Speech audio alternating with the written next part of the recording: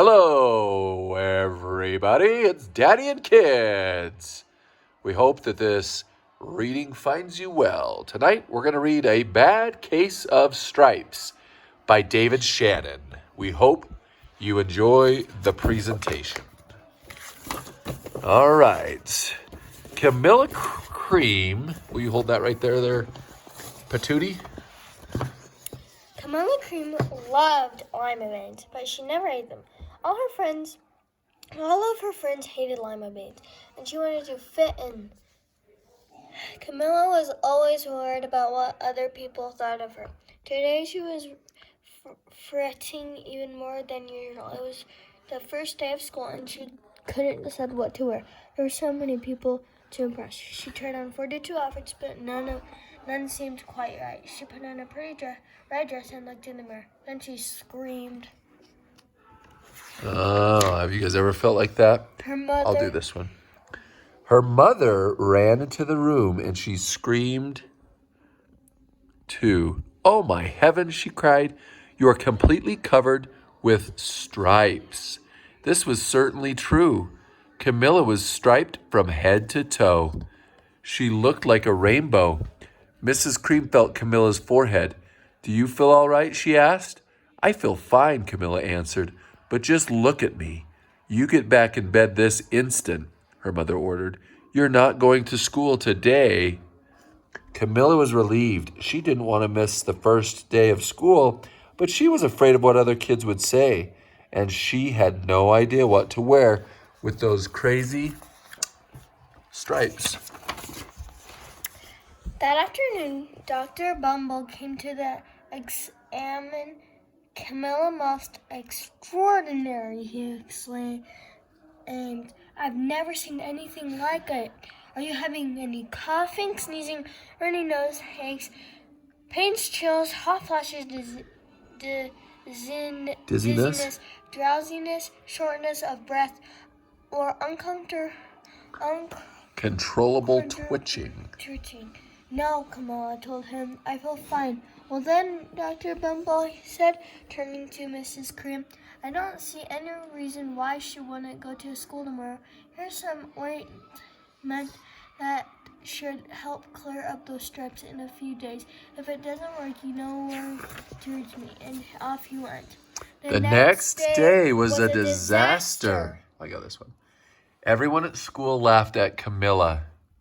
They called her Camilla Cran and Night of the Living Lollipop. She tried her best to act as if everything were normal.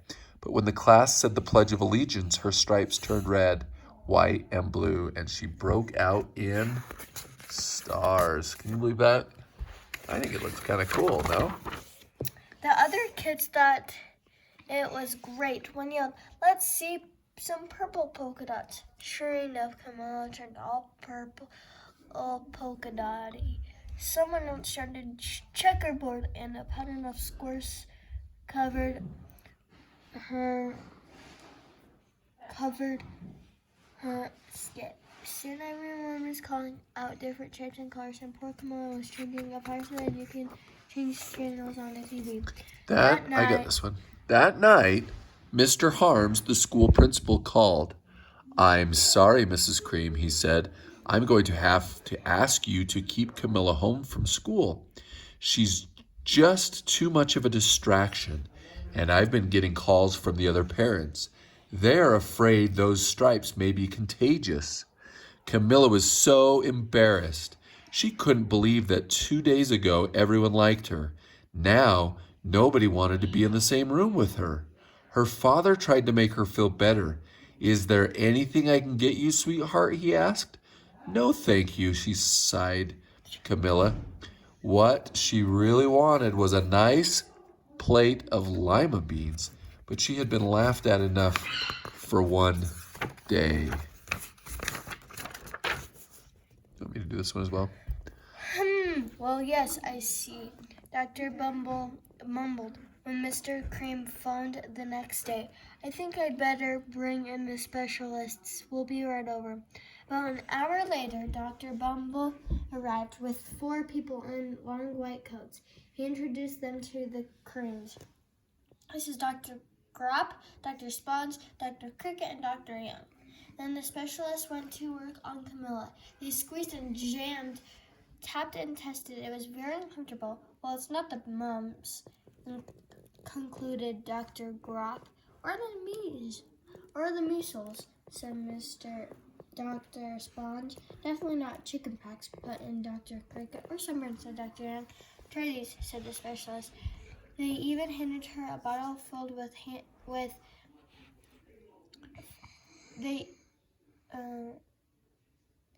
try these, said the specialist. They each handed her a bottle filled with different colored pills. Take one of each before bed, said Dr. Grop. Dr. Grop. Then they Filed out the front door, followed by Dr. Bumble. That night, Camilla took her medicine. It was awful. When she woke up the next morning, she did feel different, but when she got dressed, her clothes didn't fit right. She looked in the mirror, and there, staring back at her, was a giant, multicolored pill with her face on it. Can you believe that? Dr. Bumble rushed over as soon as Mrs. Cream called, but this time, instead of specialists, he brought the experts. Dr. Gourd and Mr. Mellon were the finest scientific minds in the land. Once again, Camilla was poked and prodded. Where does she go? Looked at and listened to. The experts wrote down lots of numbers. Then they huddled together and whispered. Dr. Gourd finally spoke. It might be a virus, he announced with authority. Suddenly, fuzzy little virus balls appeared all over Camilla. Or possibly some form of bacteria, said Mr. Mellon. Out popped squiggly little bacteria tails. Or it could be a fungus, added Dr. Gourd. Instantly, Camilla was covered with different colored fungus blotches. The experts looked at Camilla, then at each other. We need to go over these numbers again back at the lab, Dr. Gourd explained. We'll call you when we know something. But the experts didn't have a clue, much less a cure. By now, the TV news had found out about Camilla. Reporters from every channel were standing outside her home, telling the story of the bizarre case of the incredible changing kid. Soon a huge crowd was camped out on the front lawn. The Creams were swamped with all kinds of remedies from psychologists, allergists, herbalists, nutritionists, psychics, an old medicine man, a guru, and even a vegetarian. Each so-called cure only added to poor Camilla's strange appearance, until it was hard to even recognize her. She sprouted roots and berries and crystals and feathers and a long furry tail, but nothing worked. One day, a woman who called herself an environmental therapist claimed she could cure Camilla. Close your eyes, she said. Breathe deeply and become one with your room. I wish you hadn't said that, Camilla groaned. Slowly, she started to melt into the walls of her room. Do you see her eyes, her nose, her little nostrils? Oh, look, what's this?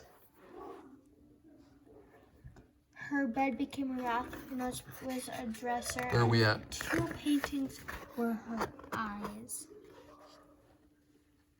The therapist screamed and ran from the house. What are we going to do? Cried Mrs. Cream. It just keeps getting worse and worse, she began to sob. At that moment, Mr. Cream heard a quiet little knock at the front door.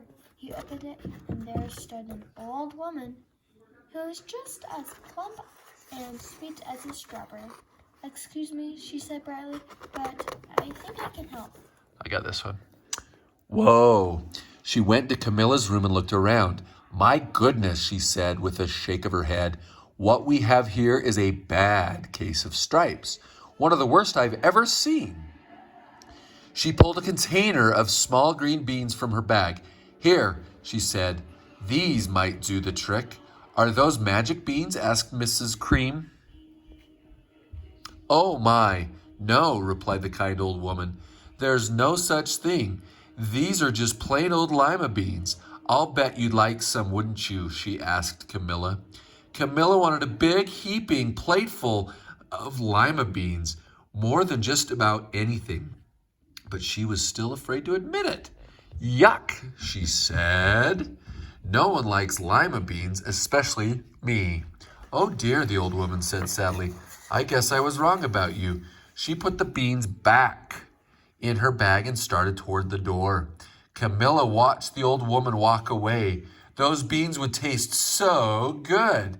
And being laughed at for eating them was nothing compared to what she had been going through. She finally couldn't stand it. Wait, she cried. The truth is, I really love lima beans. I thought so, the old woman said with a smile. She took a handful of beans and popped them into Camilla's mouth. Said Camilla. Suddenly the branches, feathers, and squiggly tails began to disappear. Then the whole room swirled around when it stopped. There stood Camilla and everything was back to normal. I'm cured, she shouted. Yes, said the old woman. I know the real you was in there somewhere. She patted Camilla on the head. Then she went outside and vanished into the crowd. Afterward, Camilla wasn't quite the same. Some of the kids at school said she was weird, but she didn't care a bit.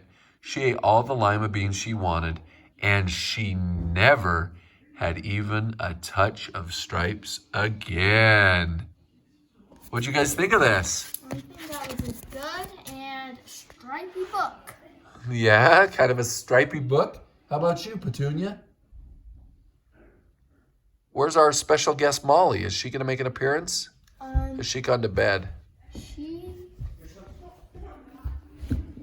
is probably... We hope that you enjoyed this presentation tonight. We enjoy reading these books to you, and we're trying to get our special little guest to come. I don't know if she'll come or not. Hello, visitor. She's kind of biting at the moment, just so you're aware. Say hi. Hi. What's your name? Molly. Molly who? Molly. Petunia. Yeah. Oh, she's biting your arm. I know. All right, Molly, is it time for bed? Huh? Say something to us. Tell us if you like stripes. Let her down for a second. See where she goes. Come here. All right. Good night. We hope that you enjoyed the presentation. Hope you don't get a bad case of the stripes. Bye-bye.